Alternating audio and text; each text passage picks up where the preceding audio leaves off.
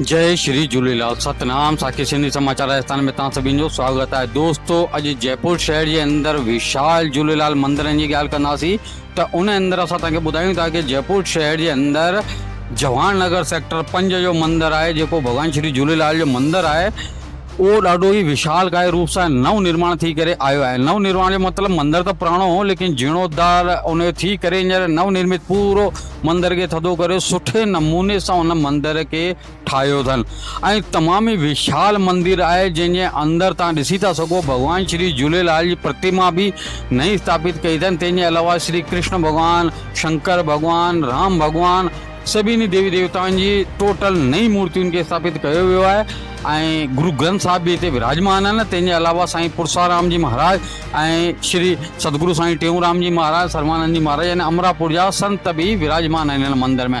इन मंदिर जी ॻाल्हि करूं त तमामु ई ॾाढो वॾो ऐं ॾाढो लंबो चौड़ो मंदिर आहे ऐं इहो असां मुखी साहिब खां पतो लॻायोसीं त उन्हनि इहो चयो कि मंदिर त ॾाढो पुराणो आहे, पर इन में जीअं विकास करणो, इन अंदर इनके नए नमूने सां ठाहिणो हो। मंदिर तो पुराणो पर उनखे नए नमूने सां ठाहिणो हो त ये हिकिड़ी कामना हुई उन्हनि जे दिलि में कि हिकिड़ो ॾाढे सुठे स्वरूप में असां हिन मंदिर के तैयार करूं, त बसि उन ई कामना खे वठी करे उन्हनि उन मंदिर जो जेको चीज़ के पूर्ण जीर्णोद्धार शुरू कयो ऐं एतिरे सुठे नमूने सां उन्हनि जो जीर्णोद्धार कयनि, जंहिंजे अंदर बामाशाह कुछ चीज़न के जनप्रतिनिधि भी जुड़िया ऐं सभिनी मिली करे इन में पंहिंजो तन मन ऐं धन जो सहयोग ॾिननि, जंहिंसां कि हिकिड़ो तमामु ई सुहिणो सुठो विशाल काय भगवान श्री झूलेलाल साईं जो मंदिर जो जेको चीज़ के निर्माण थी सघियो। ऐं इहो मंदिर असां तव्हांखे बार बार वीडियो माध्यम सां ॾेखारूं पिया कि केतिरो न सुहिणो सुठो ऐं सुठे नमूने जो ठहियलु आहे। इन मंदिर जी जेकी विशेषता आहे उहा इहा आहे कि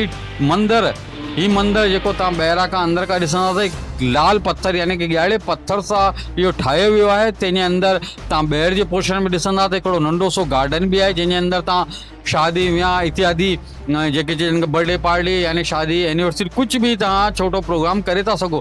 तंहिंजे अलावा मंदिर जे हेठि जेको बेसमेंट आहे उन अंदर घटि में घटि 3-4 हज़ार माण्हुनि जी रुकण जी व्यवस्था आहे। रुकण जी मतिलबु तव्हां को भी उते फंक्शन करे था सघो, शादी वियांह सत्संग इत्यादि कुछ भी करे था सघो।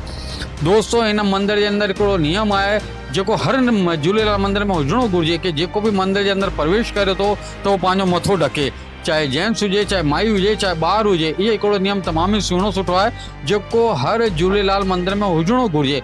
तंहिंजे अलावा अॼु असां अगरि इन मूर्तियुनि जी ॻाल्हियूं करूं त इन मूर्ति जी जेकी प्राण प्रतिष्ठा थी हुई, जेकी 5 खां 7 ॾींहं लगातार मंत्रो उच्चारण सां गॾु थी हुई ऐं जेॾीमहिल भगवान श्री झूलेलाल साईं जी प्रतिमा तां अखियुनि तां पटियूं हटायूं वयूं त उन टाइम ते कांच टुटी करे टुकड़ा थी वियो, जेको पूरे उते जेका एकत्रित सिंधी समाज हो उन्हनि ॾिठो।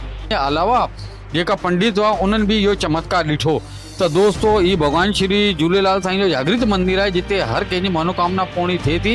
तंहिंजे अलावा असां तव्हांखे बार बार जेका विशाल काय दरवाजा इते जे कारीगरी पत्थर जे मथां जेकी कारीगरी करियल आहे उहे भी ॾेखारूं पिया, दरवाजनि जे मथां भी जेकी कारीगरी करियल आहे उहो भी ॾेखारूं पिया।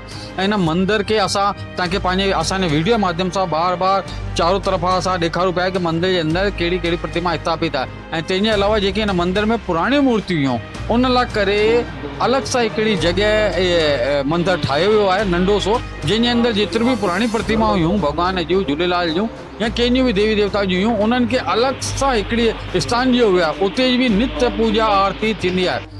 तंहिंजे अलावा हिन मंदिर जे न नवग्रह जेके चइजे न नवग्रह जी प्रतिमा भी स्थापित आहे। इन जे अलावा भगवान श्री खाटू श्याम जी भी मूर्ति स्थापित आहे। त इन जेकी भगवान श्री झूलेलाल साईं जो मंदिर आहे सेक्टर जेके चइजे जवाहर नगर 5 सेक्टर जे अंदर, इन अंदर हर हिकु देवी देवता जी मूर्ति स्थापित आहे। ऐं दोस्तों, शायदि असांजे सिंधी समाज जे कई भेनरनि भाउरनि खे इहो पतो कान्हे कि एतिरो न सुठो मंदिर ठही करे भगवान श्री झूलेलाल जो तैयार थी चुका है ऐं कई माण्हू उन्हनि जे दर्शननि सां वंचित आहिनि। त दोस्तों, जीअं इहो मंदिर न ॾिठो आहे उहो अॼु ई वञी करे भगवान श्री झूलेलाल साईं जो विशाल मंदिर जो दर्शन करे ऐं उते प्रतिमा ॾिसे, भगवान श्री झूलेलाल जी मूर्ति वग़ैरह ॾिसे। ऐं असांजे चैनल जे माध्यम सां इहो ई चवंदासीं कि तव्हां हिकु दफ़ो उन मंदिर में वेंदा त उन मंदिर में तव्हां बार बार वेंदा। ऐं जेकी असां ॻाल्हि कईसीं कि उते जेकी मूर्तियुनि में अॼु भी चमत्कार त अॼु हर मंदिर में आहे, पर हिकिड़ी आस्था जी ॻाल्हि थींदी आहे ऐं आस्था में जिते ॼणा विश्वास आहे उते आस्था आहे।